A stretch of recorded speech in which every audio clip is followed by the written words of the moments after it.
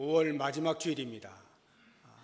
정상적으로 하자고 하면 오늘이 부부 주일입니다. 그래서 우리 부부가 어떻게 그리스도인으로서 살아가야 될 것이냐 하는 부분에 대해서 말씀을 드려야 하는데, 공교롭게도 오늘은 우리 교회 일꾼을 세우는 공동회가 있는 날이어서 그에 관련되어진 말씀을 전하는 것이 또 합당하겠다 하는 생각이 들어서 부부에 관련되어진 것은 내년으로 기대하시고 좀 참으시고, 오늘 이 교회 일꾼을 세우는 일에 어떻게 우리가 해야 되겠는가 하는 부분을 같이 말씀을 통해서 묵상을 해보았으면 좋겠습니다. 우리 교회가 2013년도에 임직자를 세우기 위한 선거를 했죠. 그리고 지금 6년이 되었습니다. 이 기간 동안에 우리 교회가 세워진 일꾼들을 통해서 든든히 세워져 왔는데, 이제 또 새로운 일꾼들을 뽑아서 또 한 번에 도약을 하기 위한 그러한 시간으로 삼고자 합니다. 그러기 전에 우리가 이제 누구를 세워야 할까라고 하는 부분에 대해서 말씀을 통해서 우리가 원리들을 좀 깨닫고 투표에 임하면 좋겠다 싶어서 오늘 본문의 말씀을 가지고 같이 생각을 해보려고 합니다.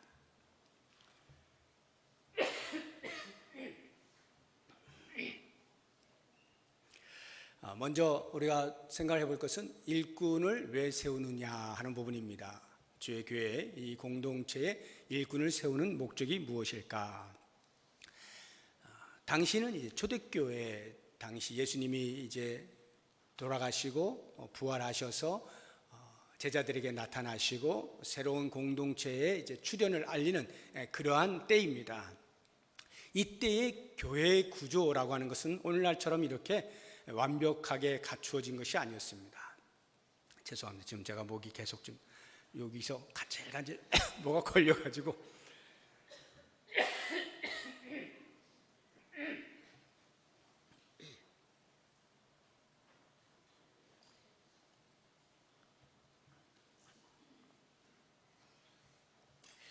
우리 성도님들이 다 모이시니까 제가 긴장을 했는가 하죠. 자꾸 이거 걸리네요.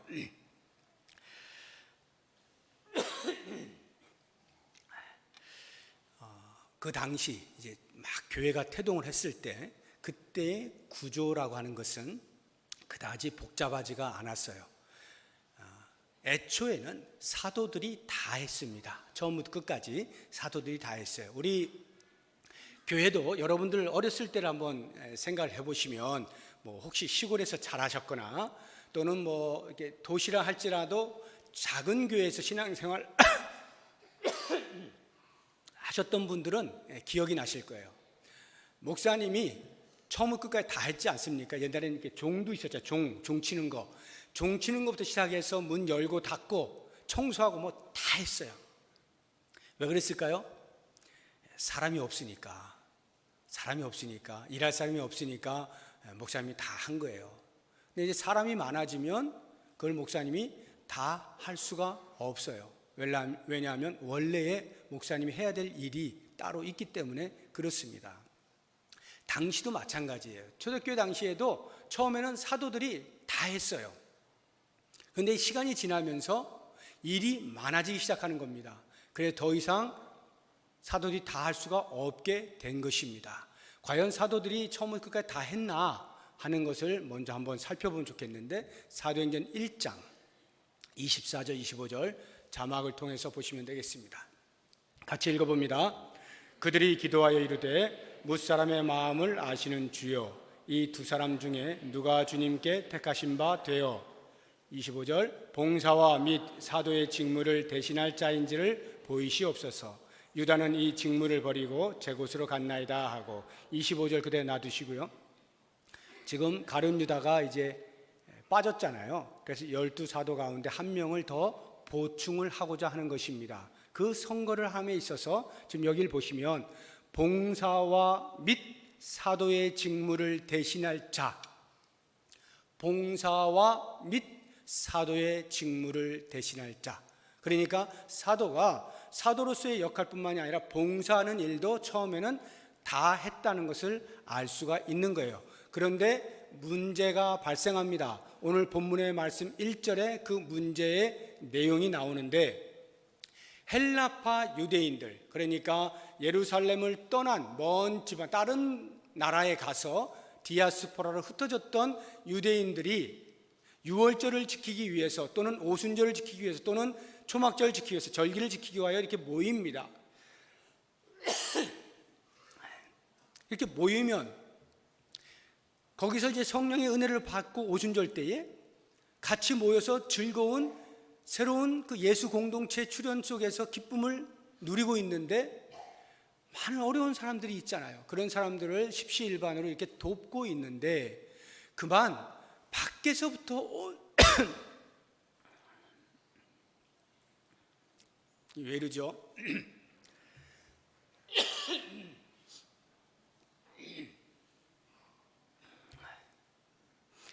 밖에서 온 헬라파 유대인들이, 그 과부들이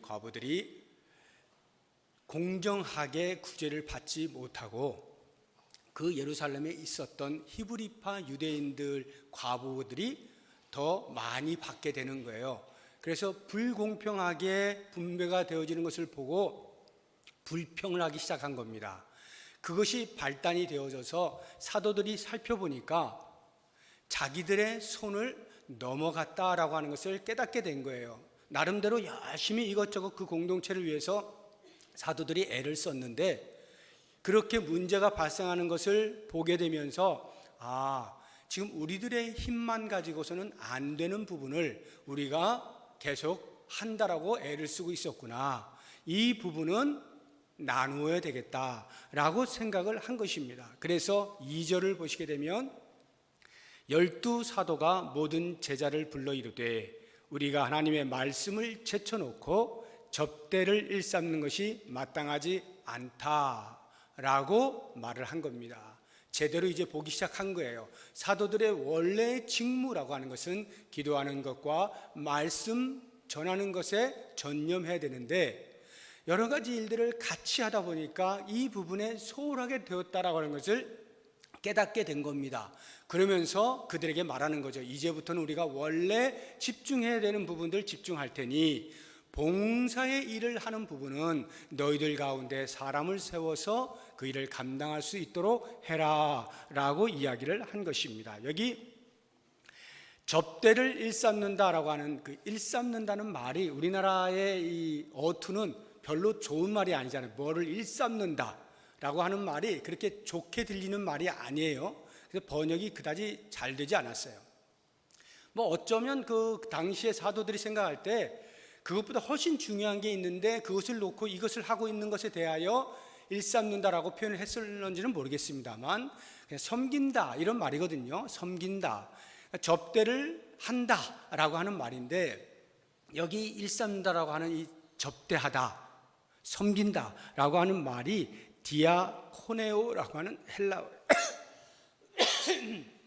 디아코네오라고 하는 헬라어예요. 이것을 명사로 하면 봉사, 섬김 이렇게 되는데 그것이 디아코니아입니다. 디아코니아. 그러면 섬기는 사람, 봉사자 하면 디아코노스 이렇게 되는 거거든요. 디아코니아라고 하는 이 코노스라고 하는 섬기는 자, 봉사자, 여기에서 영어 단어 하나가 파생이 되어서 나오는데 디큰이라고 하는 단어가 나옵니다. D-E-A-C-O-N.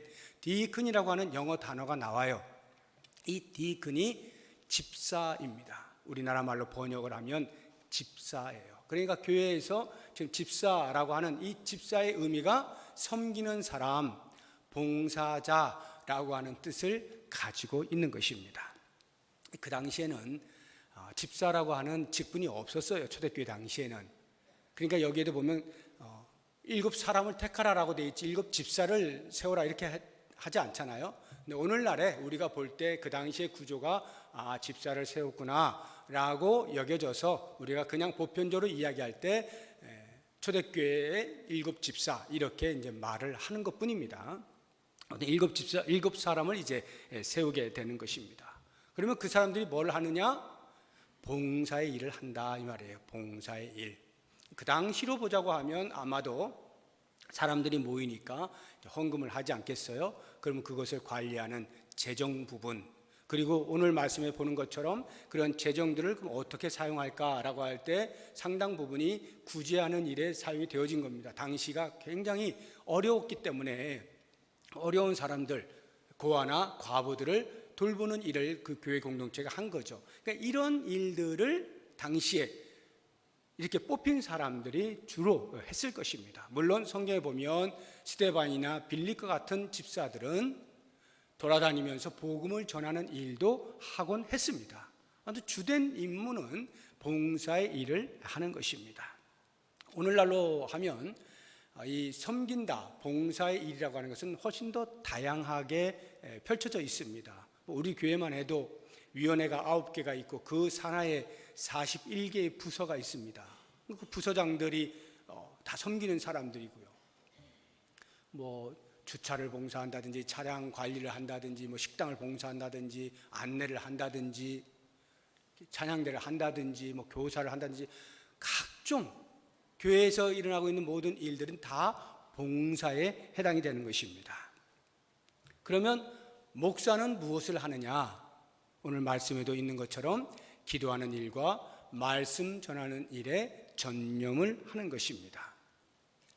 그러면서 동시에 성도들로 하여금 잘 구비되어져서 잘 갖추어져서 봉사의 일을 할 수 있도록 해주는 것이 목사의 역할입니다. 우리 에베소서 4장 11절 12절 말씀 시작.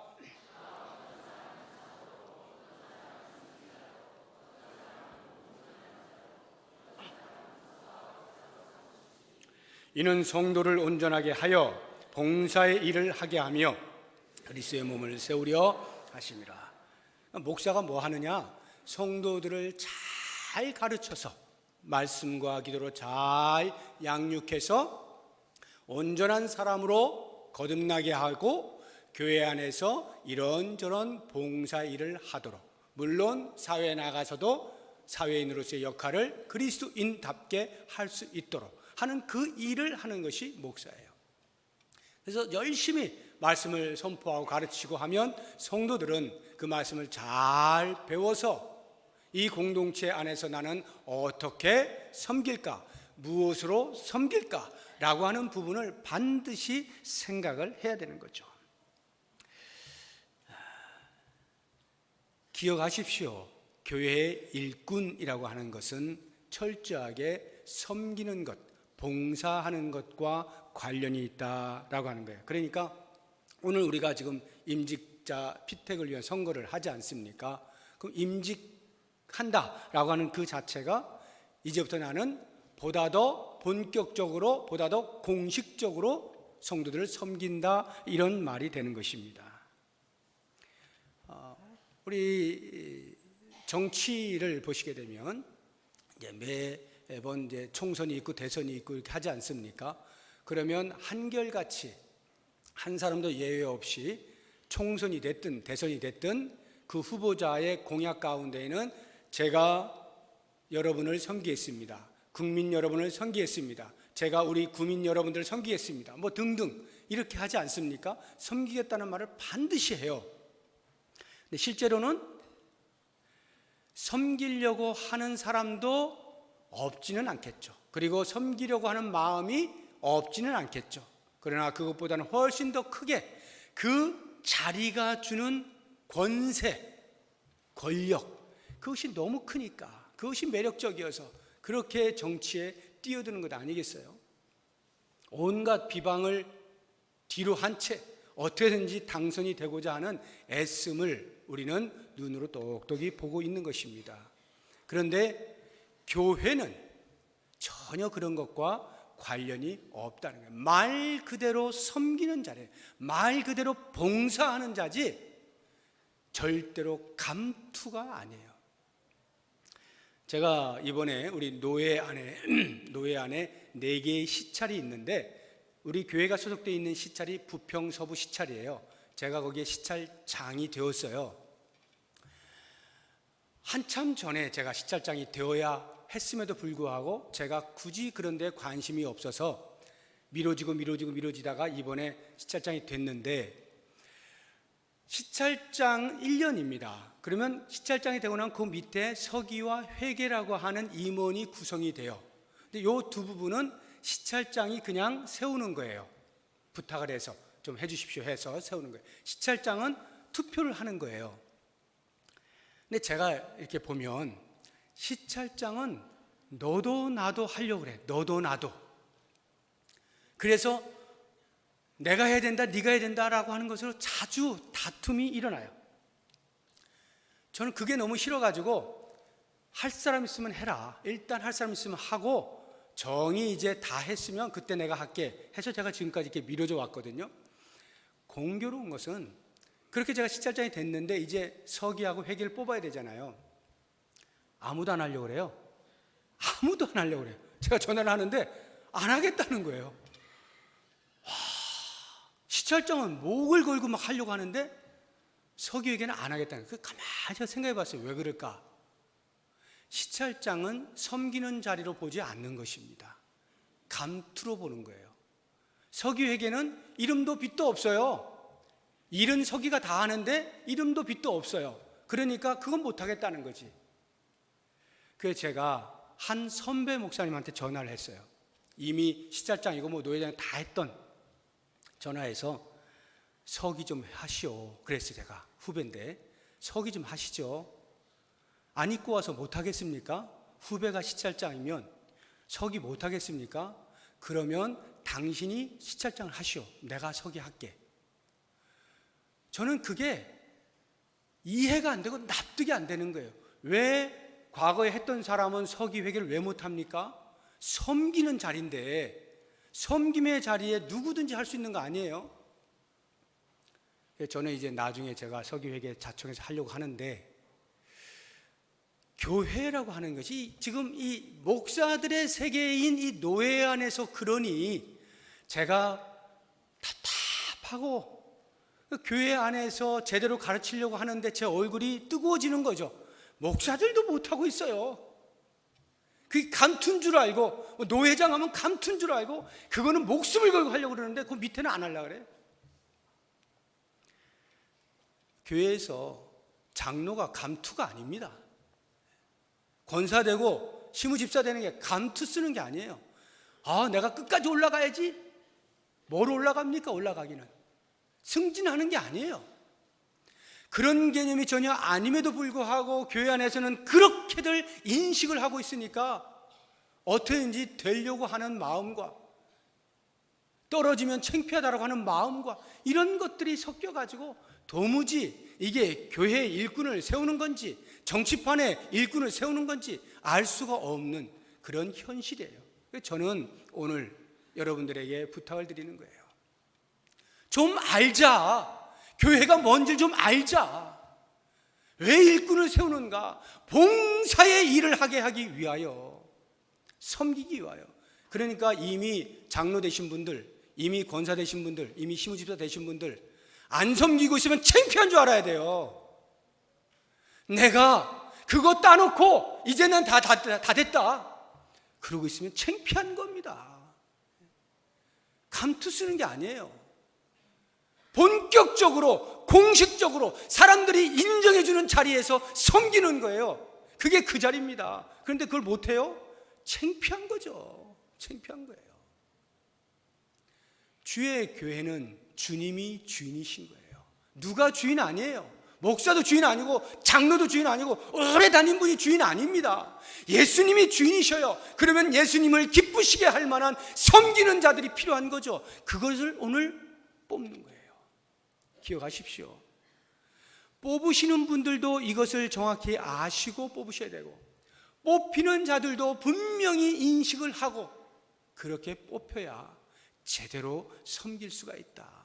건강한 교회를 만들 수가 있다라고 하는 것 꼭 기억하시고요. 그러면 실제적으로 어떤 일꾼을 뽑아야 되겠는가? 어떤 일꾼을 이제 뽑으시는 우리 성도님들 어떤 일꾼을 뽑아야 될까? 후보자들 가운데 뽑으실 때 제가 오늘 말씀 속에서 간단하게 네 가지를 말씀드릴게요. 3절 보면 성령과 지혜가 충만하여 칭찬받는 사람 7을 택하라 이렇게 되어 있죠. 5절을 보면 믿음과 성령이 충만한 사람 이렇게 돼 있죠.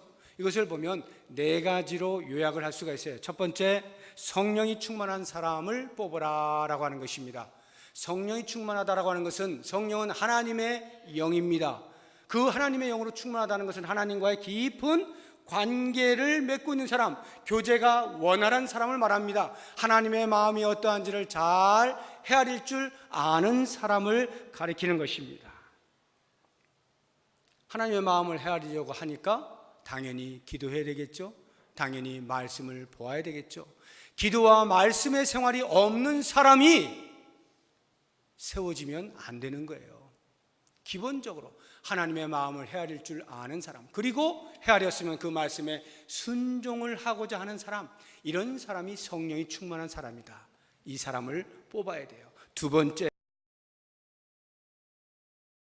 하나님의 마음은 헤아렸는데 그 일을 어떻게 이루어내야 할지 일머리를 모르면 곤란하겠죠.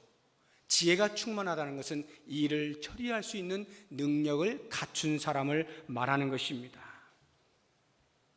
가장 쉬운 예로, 마음이 제가 뜨거워져 가지고 제가 차량 봉사할게요, 차량 운행 봉사할게요 라고 하는데 운전을 할 줄 몰라. 그럼 어떻게 돼요? 하나님이 나에게 차량 운행 봉사하라 그랬어. 그래서 하겠다는데 운전을 할 줄 몰라요. 안 되는 거죠. 지혜가 충만하다는 말은 그 일에 적합한, 일을 처리할 수 있는 능력을 갖춘 사람을 말합니다. 교회에 섬기는 자, 지도자로서의 섬기는 자의 자리에 있는 사람은 교회의 일머리를 알아야 되는 거예요. 어떻게 처리해 간다라는 것을 알 수 있는 사람, 이런 사람을 세워야 한다. 세 번째, 믿음이 충만한 사람입니다. 믿음이 충만하다라고 하는 것은 방법을, 일을 처리해 나갈 때 방법이 다양하지 않습니까? 여러 가지 방법들이 있는데 세상적인 방법을 사용하지 않는 거예요. 하나님의 방법으로 그 일을 처리하는 거예요. 일 처리하는 능력은 뛰어난데 하나님의 방식이 아닌 내 지혜를 동원해서 세상적인 방식으로 한다면 하나님의 교회와는 아무런 관계가 없어요. 그렇기 때문에 믿음이 충만하다는 것은 하나님의 방식대로 일을 할 수 있는 신실한 사람을 말하여 믿음이 충만하다라고 하는 것입니다. 뿐만 아니라 이런 믿음이 충만한 사람은 봉사일을 하다가 힘들 때가 있어요. 난관에 맞닥뜨릴 때가 있습니다. 지칠 때가 있습니다. 그럴 때 중도에 포기하지 않아요. 그냥 주저앉지 않고 믿음이라고 하는 뚝심을 가지고 계속 나가는 것, 이것이 믿음이 충만한 사람이다 라고 하는 것입니다. 마지막 네 번째, 공동체로부터 칭찬을 받는 사람이어야 한다라고 하는 것입니다. 공동체 성도들로부터 칭찬을 받는다. 칭찬을 받는다는 말은 덕을 끼칠 수 있는 사람을 말해요. 덕을 끼치는 사람.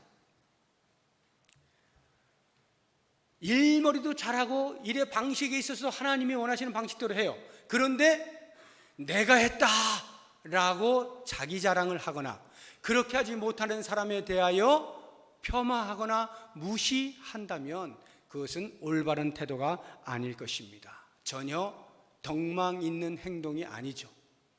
그런 사람은 공동체로부터 절대로 칭찬을 받지 못해요. 아무리 일을 많이 하고 잘해도 사람들로부터 그다지 인정을 받지 못합니다. 덕을 끼치지 못한다 이 말이에요. 그러면 그 덕을 끼친다는 것은 뭡니까? 겸손해야 되죠. 겸손해야 돼요. 내가 일을 다 했는데도 내가 했다라고 말하지 않는 거예요. 그리고 다른 사람을 인정하는 거예요. 그리고 함께 기쁨을 누리는 거예요. 이런 삶을 사는 사람은 공동체의 다른 성도들에 의해서 저절로 인정이 됩니다. 야, 저런 사람이 돼야지, 저런 사람이 돼야지. 저절로 덕을 끼치게 되는 거예요. 또 한 가지, 공동체로부터 칭찬을 받는다라고 하는 것은 신앙생활의 모범을 보이는 사람을 말합니다. 모범을 보여야 돼요. 신앙의 모범이라는 게 뭡니까? 우리가 느낌으로는 여러 가지를 느낄 수가 있겠습니다만 가시적으로 우리가 모범적으로 볼 수 있는 부분들, 그런 부분부터 시작을 해야 되겠죠. 그러면서 우리의 마음과 마음으로 인정이 되는 자리에까지 가면 좋겠죠. 우리의 가시적으로 볼 수 있는 게 뭡니까? 우선적으로 시간에 헌신이 있는 사람이죠. 예배의 시간들을 충실하게 나오게 되면 성도들은 저분은 신실한 분이야 라고 어느 정도 인정을 하게 됩니다. 근데 주일 오전 예배 딱 한 번 나오고 끝 하는데 어느 성도가 그것을 알 수가 있을까요? 잘 모르잖아요. 지금 이 자리에 앉아가지고 이렇게 예배 드리고 나가는데 누가 알아요? 모르죠. 시간에 헌신이 있는 사람 뿐만 아니라 재물을 가지고 물질을 가지고 섬길 수 있는 사람, 이런 사람들이 교회의 지도자가 되어야 되는 것이고, 자기의 받은 바 달란트, 재능, 그 재능을 활용하여서 공동체를 위해서 섬기는 일들이 있는 사람, 이런 사람들이 성도들에게 모범을 보이는 신앙생활이다 할 수가 있어요. 물론 그것이 외형적으로가 아니라 내면에서부터 주님을 섬기는 진실한 마음으로부터 나오는 행위일 때 말하는 것입니다. 이러한 사람들이 공동체로부터 칭찬을 받게 되죠. 그래서 오늘 여러분들이 후보자를 보고 선택을 하실 때 오늘 말씀드린 이런 부분에 적합하다 여겨지는 분들을 세우시면 되는 것입니다. 그럼 마지막으로 제가 한 가지만 하고 마치려고 하는데, 그렇다고 하면 이 당시에 지금 7을 뽑으라 그랬잖아요. 사도들이 7을 뽑으라 그랬어요. 그러면 오직 7이어야 하느냐라고 하는 겁니다. 당시에 왜 7을 세우라 했을까? 여러분들은 어떻게 생각하십니까? 왜 사도들이 7을 세우라 했을까요? 그 많은 성도들 가운데에서, 공동체 가운데 7명만이 성령이 충만하고 지혜가 충만하고 믿음이 충만하고 성도들에게 칭찬을 받는 사람이기 때문에 그 7, 그 사람만 뽑아라, 이런 뜻일까요? 저는 아무리 생각해도 그런 것 같지는 않습니다. 당시에 이미 성령으로 충만하고 지혜와 믿음과 사람들의 칭찬을 받을 만한 그런 신앙생활을 하는 사람들이 많이 있었을 거로 사료가 되어집니다. 그러면 그 가운데에서 7을 택하라 라고 하는 것은 당시의 규모로 볼 때 7명 정도면 그 봉사의 일을 충분히 감당할 수 있다라고 사도들이 판단을 한 거죠. 그래서 그 7을 택하라라고 하는 거 아니겠어요? 만약에 더 사람이 많아서 한 10명 정도가 필요하겠다 싶으면 아마 10명을 택하라라고 이야기를 했을 거예요.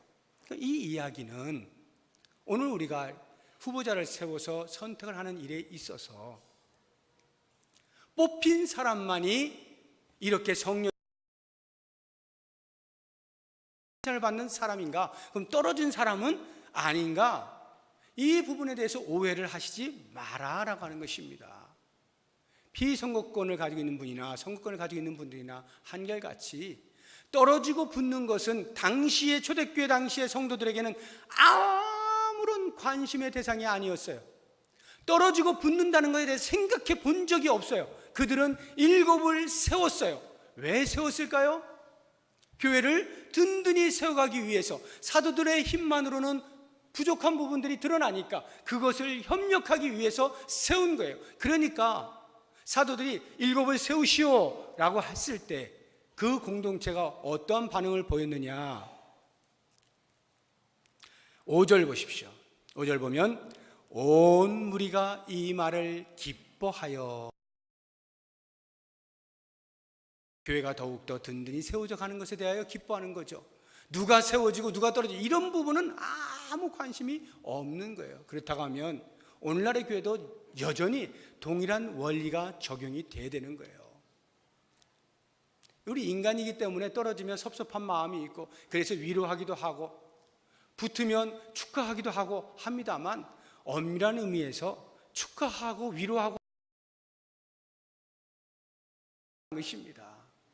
이 부분은 우리가 주의 교회를 섬길 때 옛날에 하던 거나 지금 하던 거나 언제나 변함없이 늘 하는 거예요. 그런데 이번에 예를 들어 장로가 3명이 필요해요. 그럼 3명이 세워졌어요. 온 교회가 기뻐하는 거예요. 이제 일꾼이 세워져서 이들을 통해서 더욱더 교회가 든든히 세워져 가겠구나. 모두가 다 된 사람이나 안 된 사람이나 할 것 없이 동일한 마음으로 기뻐하면서 교회가 세워져 가는 것에 마음을 다 쏟고, 그렇지, 이 세상에 대하여 교회가 할 일을 제대로 해야지 하면서 같이 마음을 모았다라고 하는 것, 이것이 선거에 임하는 우리 교회 모든 성도들의 마음의 자세여야 된다라고 하는 것입니다. 그렇게 세워진 사람들이 사도들 앞에 가지 않습니까? 사도들이 안수하여 세우잖아요. 왜 안수하여 세웁니까? 그 세워진 사람은 사람이 세운 것이 아니라 하나님이 세우셨다, 이 말이에요. 하나님이 세우셨으니 엉뚱한 생각하지 말라는 거예요. 내 마음대로 막 하려고 하지 말라는 거예요. 하나님이 세우셨으니 두려움과 떨림으로 하나님이 베푸신 은혜 앞에서 겸손히 성도를 섬겨라, 이것 아니겠습니까? 이제 오늘 선거가 일어나게 되어질 때에 오늘 말씀이 우리 모든 분들의 마음속에 동일하게 아멘 되어져서 정말 좋은 교회를 향해서 나아가는 일에, 진일보하는 일에 그 계기가 될 수 있는 오늘 하루가 될 수 있기를 주의 이름으로 부탁드립니다. 기도하겠습니다.